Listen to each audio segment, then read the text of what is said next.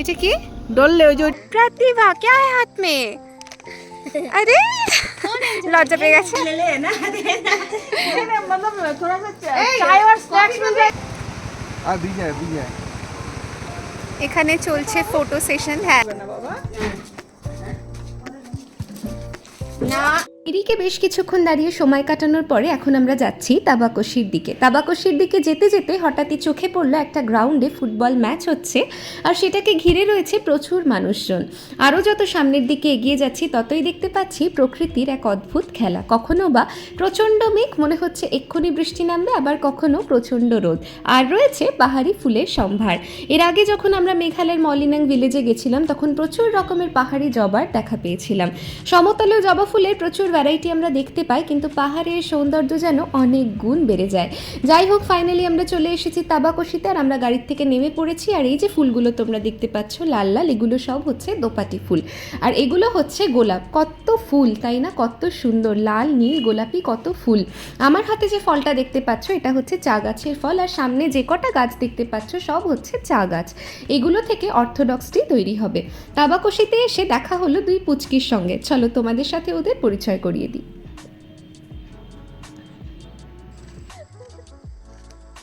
आप लोग यहाँ पे रहते हो? आपका नाम क्या है? रुको रुको, क्या नाम है? एंजल। आपका नाम क्या है? प्रतिभा। क्या है हाथ में?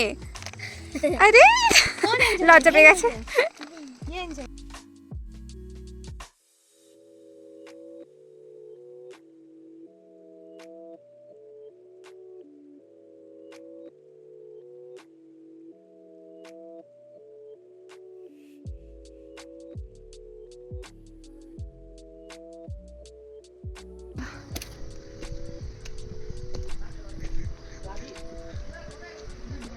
কি সুন্দর না সে আসা।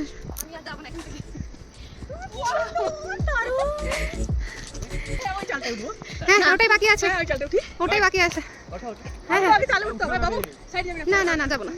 কি ভালো যে লাগছে চারিদিকটা।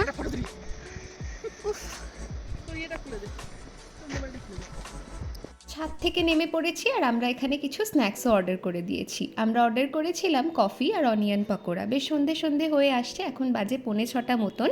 আমাদেরকে এবার বেরিয়ে পড়তে হবে কারণ পাহাড়ি রাস্তায় সন্ধ্যের পরে গাড়ি চালানোটা একটু টাফ। এটা কি বলে? ডল্লো খরসানি। খরসানি মিন্স হলো লঙ্কা। আচ্ছা আচ্ছা, আর এটা হলো কুয়াশা ডাটা। আচ্ছা, কুয়াশ কা মুন্ডা। এটা পাহাড়ি তোর মূলা কচু। बांस का अचार है क्या? हाँ दिखाइए तो देखिए।